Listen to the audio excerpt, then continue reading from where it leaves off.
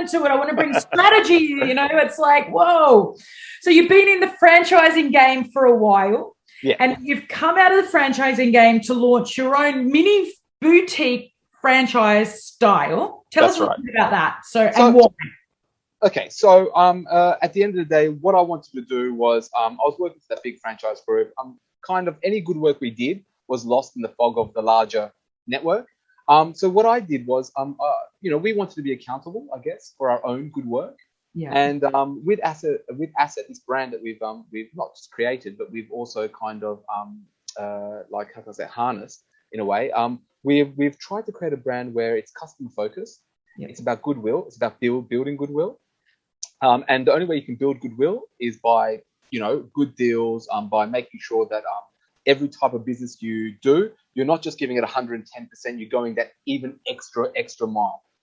And that's just by working hard. It's by working hard, being knowledgeable about what you're doing. So you're being an expert in what you're doing. So you have the skills, and obviously creating deals that they turn around and go, oh, wow, that was value added.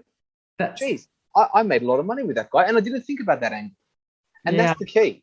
Because it's easy to, in a lot of people, and believe me or believe me not, but a lot of people think that this property is an easy gig. It is. It can be. It can be a very easy gig. You can put a signboard in a buoyant market and sell a property.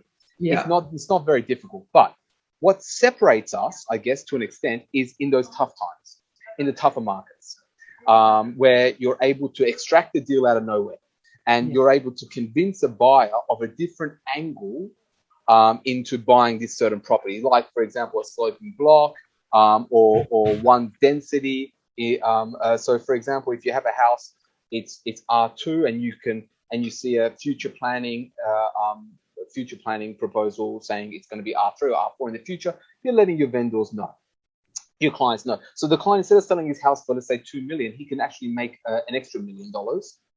Because he can actually, the future purchaser can actually build more on that exact same piece of land. Right. So it's about a value-added service, and that's just an example. But look, the marketing side of things is also quite interesting for me. I like to market properties in a way that really captures, as I brought on that Arsenal example.